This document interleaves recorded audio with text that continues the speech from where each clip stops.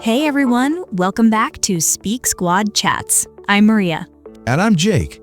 Thanks for joining us today. So Jake, remember that leaking sink you told us about in the last episode? Oh yeah, my landlord actually sent a plumber last week and it's all fixed now. That's great. How was the experience? It was fine, but honestly, I was a little nervous at first. I didn't know what to expect or what questions the plumber might ask me. That's so relatable. Calling a repair person can be intimidating, especially in another language. Exactly. You have to describe the problem, understand technical terms, schedule an appointment. And sometimes you need to call them yourself, not just rely on your landlord. Right, like if you own your own home, or if your landlord tells you to arrange it yourself. So today, we're going to teach you how to call a plumber or electrician in English. This is episode 3 of our Home English series. We'll cover everything from describing the problem to understanding the estimate and paying the bill. By the end of this video, you'll feel confident calling any repair professional. So let's get started. Jake, have you ever had to call a repair person yourself? Yes, last year my electricity went out in the middle of the night. That was scary. Oh no, what did you do? I called an emergency electrician. He came at 2 a.m. Wow, that must have been expensive. It was, but I learned a lot from that experience. Well, today we're going to share everything you need to know. Okay, so let's start from the beginning. First, you need to find a plumber or electrician. There are several ways to do this. 1. Ask for recommendations from friends, neighbors, or your landlord. 2. Search online, Google, Yelp, Angie's List, Home Advisor. 3. Check reviews. Read what other customers say. 4. Get multiple quotes. Call 2-3 different companies to compare prices. A quote or estimate is how much they think the job will cost. Always get it in writing before they start the work. Now let's talk about common problems you might need to call about. Plumbing problems include Leaking pipes or faucets, clogged drains or toilets, no hot water, running toilet keeps running after you flush, low water pressure, burst pipe, water heater issues, garbage disposal not working. Electrical problems include Power outage in part or all of your home, outlets not working, circuit breaker keeps tripping, lights flickering, sparking outlets, very dangerous, need to install new outlets or fixtures, smoke detector not working. Now let's practice making the phone call. This is the scary part for many people. Don't worry, we'll break it down step by step. Maria, you be the customer calling about a plumbing problem. I'll be the receptionist at the plumbing company. Okay, pretending to dial. Ring ring. Good morning, Smith Plumbing. This is Jake speaking. How can I help you today? Hi, I'm calling because I have a plumbing problem at my home. Of course. Can I get your name and address first? Yes, my name is Maria Chen and my address is 456 Oak Street, apartment 3C. Thank you, Maria. Can you describe the problem for me? My kitchen sink is completely clogged. The water won't drain at all, and it's been like this since yesterday. Okay. Have you tried using any drain cleaner or a plunger?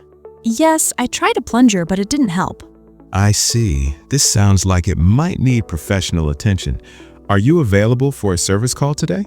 Service call means when they come to your house. Right. Continuing, we have an opening at 2 p.m. or 4 p.m. today. Which works better for you? 2 p.m. would be perfect. Great. The service call fee is $95, which covers the first hour of labor. If we need special parts or if it takes longer, there will be additional charges. Is that okay? Yes, that's fine. Can you give me an estimate of the total cost? It's hard to say without seeing it, but a typical drain clog repair ranges from $150 to $300. Once our plumber arrives, he'll assess the situation and give you an exact quote before starting any work. Okay, that sounds reasonable. Perfect. I have you scheduled for 2 p.m. today.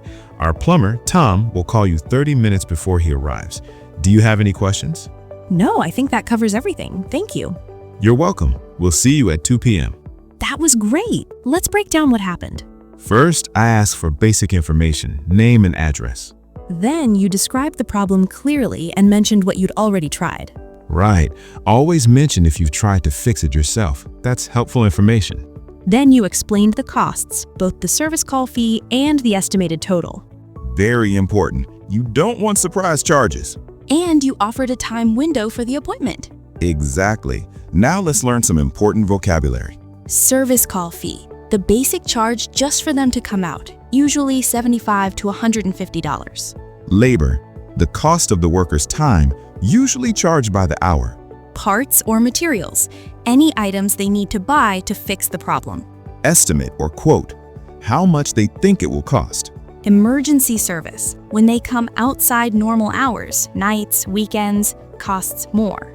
Licensed and insured, properly certified and protected if something goes wrong. Always ask if they're licensed and insured. Now let's practice an emergency call. This is when something serious happens and you need help right away. Emergency plumbing situations include Burst pipe flooding your home, sewage backup, no water at all, major leak. emergency electrical situations include Sparking or smoking outlets, burning smell from electrical panel, complete power outage, exposed wires. Let's role play an emergency. Jake, you call about sparking outlets. Urgently. Hi, I need an emergency electrician right away. I have an outlet that's sparking. Okay, sir, stay calm. Have you turned off the power to that outlet? No, I don't know how. Okay, do you know where your circuit breaker box is? Yes, it's in the hallway. Go to the breaker box and flip the switch for that room to off. This will cut the power and make it safe. Can you do that now? Yes, give me 1 second. Okay, I did it. The power is off in that room. Good, that's much safer. Now, where are you located? 789 Elm Street, house number 12. We can have an emergency electrician there within 1 hour. The emergency service fee is $200, and that's just to come out. Additional work will be extra. Is that acceptable? Yes, that's fine. I just need it fixed safely. Absolutely. Stay away from that outlet until the electrician arrives. He'll call you when he's 10 minutes away. Thank you so much. See how in an emergency they focus on safety first. Yes, they gave immediate safety instructions. Turn off the power.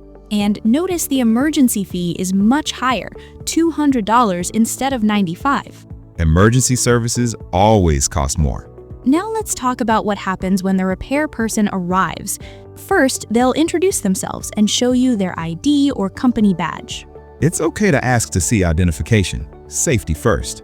They'll ask you to show them the problem. Walk them to the issue and explain what's happening.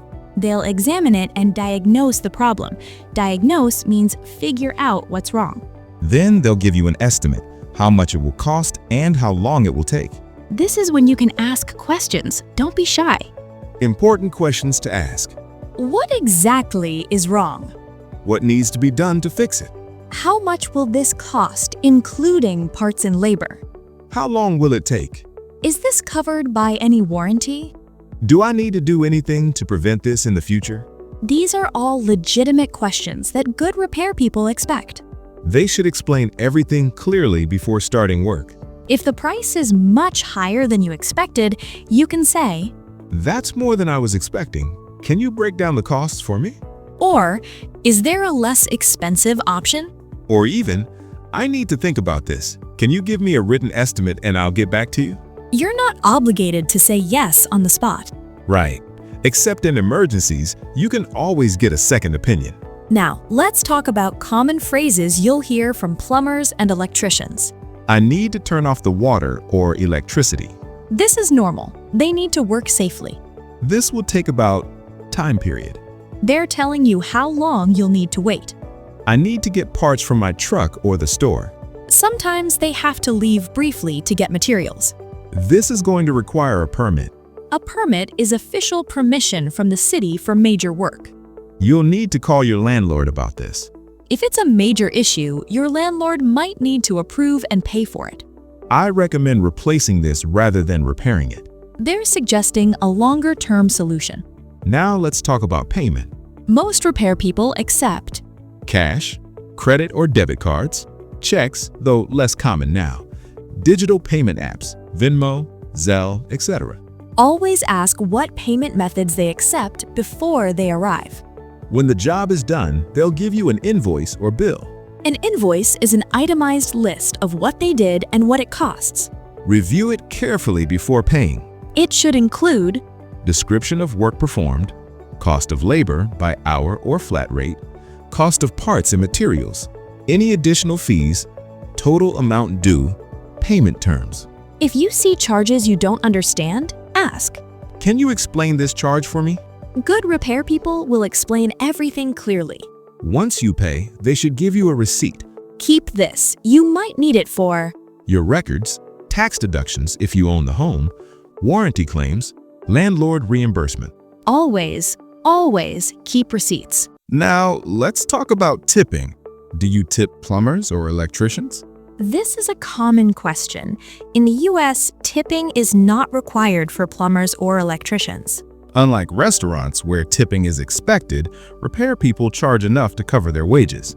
However, if someone does exceptional work or goes above and beyond, a tip is appreciated. $10 to $20 is typical if you want a tip. Or you can offer water or coffee, especially if they're working for a long time. That's always appreciated. Now, what if the repair person does a bad job or overcharges you? First, try to resolve it directly with the company. Call and explain the problem. I hired your company to fix my sink, but it's still leaking. I need someone to come back and finish the job properly. Most reputable companies will fix their mistakes for free. If they refuse, or if you believe they scammed you, you have options. 1. Leave a negative review, warn others. 2. File a complaint with the Better Business Bureau. 3. Dispute the charge with your credit card company. 4. Contact your local consumer protection office. 5. Take legal action in small claims court. Documentation is key. Take photos, save receipts, keep emails.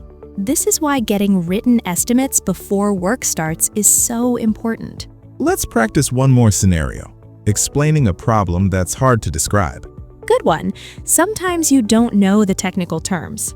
That's okay. Just describe what you see, hear, or smell. Let me try. Hi, I have a weird noise coming from my pipes. Every time I turn on the hot water, there's a loud banging sound. Perfect.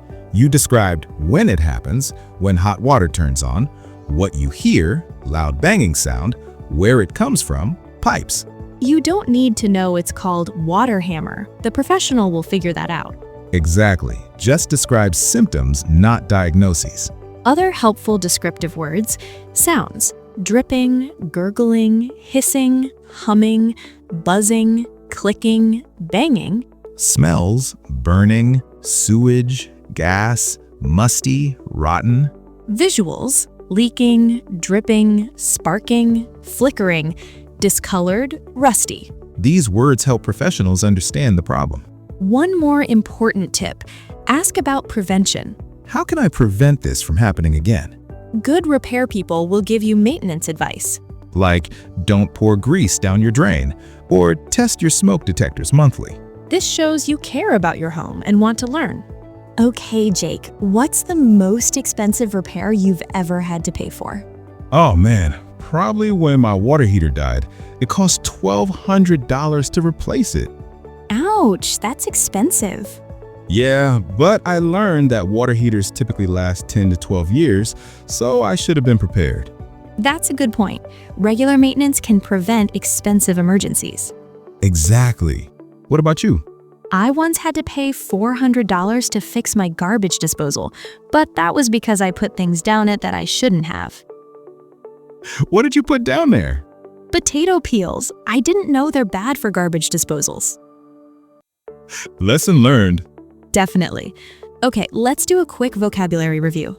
Great. Service call fee is?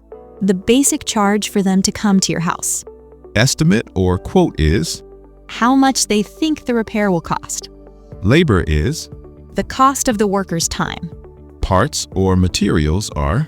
Items they need to buy to fix the problem. Invoice is? An itemized bill showing what they did and what it costs. Licensed and insured means? Properly certified and protected if something goes wrong. Perfect. Okay, everyone, here are the key steps for calling a plumber or electrician. Step 1. Describe the problem clearly: what, when, where. Step 2. Ask about availability and schedule an appointment. Step 3. Ask about costs: service call fee, hourly rates, typical price range. Step 4. Confirm they're licensed and insured. Step 5. Get a written estimate before work begins. Step 6. Ask questions if you don't understand something. Step 7. Review the invoice before paying. Step 8. Keep your receipt for records. And remember, you can always get a second opinion if the price seems too high. Don't feel pressured to say yes immediately. Unless it's an emergency, of course.